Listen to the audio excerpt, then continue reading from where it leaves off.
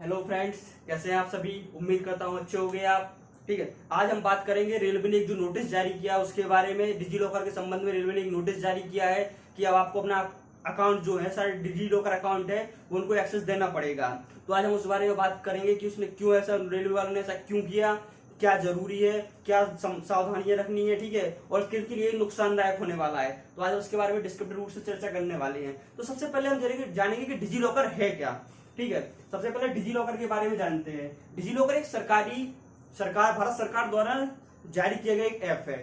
ठीक है, जिसपे आप अपने सभी डॉक्यूमेंट्स एक जगह रख सकते हैं। जैसे कि आप पहले किसी फोल्डर में फेवरेट पिक्चर एक साथ रख लेते हैं ना, उसी प्रकार की जो पिक्चर्स है, मतलब सॉरी डॉक्यूमेंट्स है, वो आप एक जगह प्राप्त कर सकते हैं। ये डिजी लॉकर है। जैसे मान लो आप आरटीओ के लिए लाइसेंस होता है, ठीक है, जो गाड़ी चलाने वाला लाइसेंस होता है, वो आपका है, लेकिन वो आपके पास नहीं है, आप भूल गए घर पे, तो आप वो डिजी लॉकर में दिखा सकते हैं। ठीक है, आप पैन कार्ड दिखा सकते हैं, मार्कशीट अपनी, आय जाति निवास, सभी आपके डिजी लॉकर में आ जाते हैं। ठीक है, अब सरकार ने डिजी लॉकर लॉन्च क्यों किया था? क्योंकि क्या होता था, कुछ लोगों के डॉक्यूमेंट्स खो जाते थे, या फिर बाढ़ आई, किसी स्टेट में बाढ़ आई तो वहां से खो गए। ठीक है, क्योंकि लोग अपनी जान बचाएंगे, डॉक्यूमेंट्स थोड़ी बचाएंगे। ठीक है, तो बाढ़ आई तो खो गए, या फिर आग लगी किसी, या फिर कहीं गिर गए, तो इस काफी दिक्कतों का सामना करना पड़ता था स्टूडेंट्स को या लोगों को। ठीक है, तो इन सभी समस्याओं से निजात पाने के लिए सरकार ने एक पोर्टल लॉन्च किया, डिजी लॉकर। डिजी लॉकर में आप सारे डॉक्यूमेंट्स आप एक साथ देख सकते हो। तो आप उम्मीद करता हूँ आप समझ गए होंगे कि डिजी लॉकर ऐप है क्या।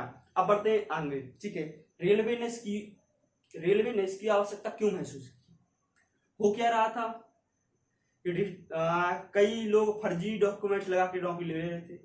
ठीक है, अब कुछ जो भी बिहार का आपने स्टिंग ऑपरेशन देखा होगा कि जो दैनिक भास्कर ने स्टिंग ऑपरेशन किया था आज से 2 महीने पहले, तो उसमें कई लोग पकड़े गए थे जो फर्जी मार्कशीट बनाते थे। मतलब एक ही दिन में आपको 4 साल की मार्कशीट बना के दे देते थे। एक पत्रकार उनके पास गया, 10,000 रुपए दिए, उन्होंने उसको ग्रेजुएशन की मार्कशीट बना के दे दी एक ही दिन में। ठीक है, अब बाद में पता चला कि ऐसे लोगों ने हजारों लोगों की नौकरी लगवा दी। ठीक है, तो इन सभी समस्याओं को देखते हुए अब सर रेलवे ने कहा डिजी लॉकर का हमें एक्सेस चाहिए। ठीक है, अब और दूसरी चीज ये है कि डिजी लॉकर का एक्सेस आप देंगे रेलवे को, तो वो आपका जो ट्रेवल पास होता है वो आपको उसी पे अपलोड होगा। ठीक है, और जब आप वेरिफिकेशन के लिए जाते थे, तो अभी क्या होता था कि सारे स्टूडेंट में डॉक्यूमेंट लेके जाते थे और वेरीफाइड करना पड़ता था उन्हें जगह जगह से। अब वो क्या होगा कि रेलवे वाले आपका डिजी लॉकर का एक्सेस ले लेंगे। ठीक है, डिजी लॉकर का एक्सेस लेने के बाद वो चेक करेंगे कि आपने डिजी लॉकर पे क्या क्या एक्सेस किया है, मतलब क्या क्या अपलोड किया है, और जो आपने फॉर्म में फिल किया था उस टाइम का वो मैच कर लेंगे कि आपकी सही जानकारी सही है। अगर आपकी सही जानकारी सही है तो कोई दिक्कत नहीं है। और बाकी रहा ज्वाइनिंग लेटर के संबंध में, तो उनका कहना है कि जैसे कि जब भी ज्वाइनिंग लेटर है, अभी रेलवे आपको भेजता था, ठीक है, अब वही आपका वहीं पे अपलोड डिजी लॉकर पे अपलोड कर दिया जाएगा। ठीक है, तो स्टूडेंट को डिजिटलाइजेशन जो हो रहा है उसको आगे बढ़ाने के लिए, स्टूडेंट्स के फायदे के लिए डिजी लॉकर के संबंध में बस आपको डिजी लॉकर का एक्सेस देना पड़ेगा। जब रेलवे एएलपी हो, चाहे टेक्नीशियन हो, चाहे आरपीएफ हो, कोई भी एग्जाम हो रेलवे का, आपको जो डिजी लॉकर है उसका एक्सेस देना ही पड़ेगा। ठीक है, अब आप बिना दिए नहीं रह सकते, तो आपको देना ही पड़ेगा। ठीक है, अब इससे समस्या किसको है?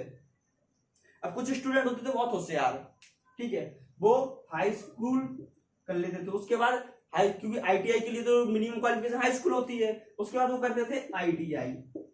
अब उन्हें लगता था कि यार 12th से भी अच्छी वैकेंसी आ रही है, तो आईटीआई के साथ कर लेते थे 12th।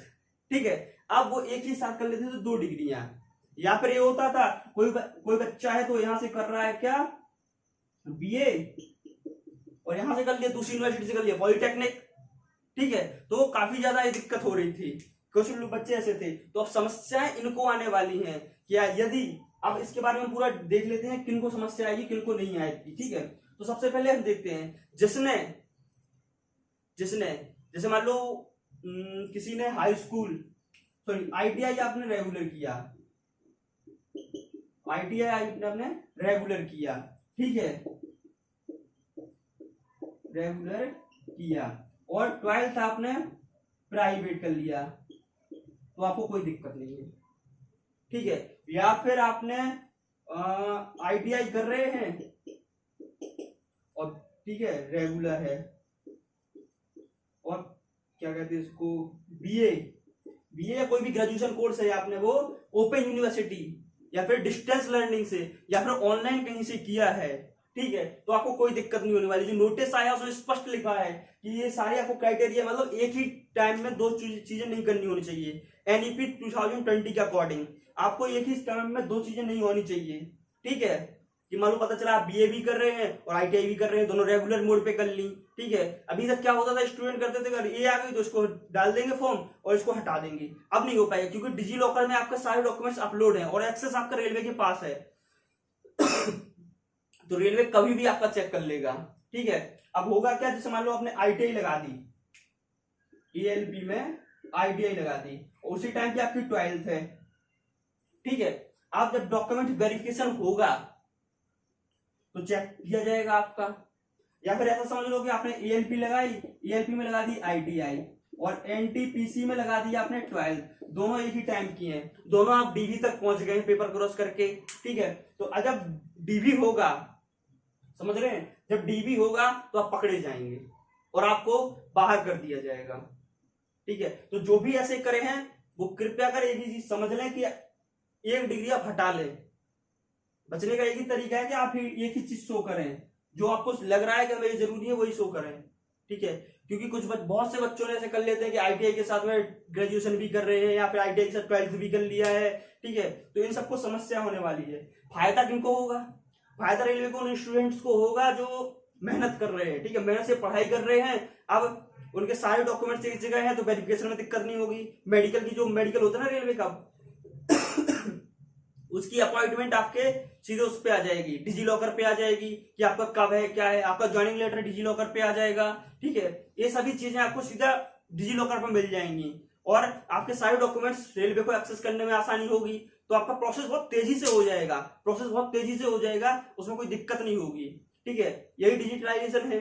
ठीक है, ये होने ही वाला था। ठीक है, रेलवे ने स्टार्ट कर दिया। हो सकता है कि आगामी परीक्षाओं में हर जो बोर्ड है, चाहे रेलवे बोर्ड हो, चाहे एसएससी हो, चाहे पीसीएस हो, ठीक है, सभी ये कर दें कि आप हमें डिजी लॉकर का एक्सेस दे दीजिए, हम चेक कर लेंगे। क्योंकि क्या होता है कि कुछ लोग फर्जी डॉक्यूमेंट लगा देते हैं, फिर उन पर जांच चलती है, पता चला उनकी मार्कशीट कुछ है।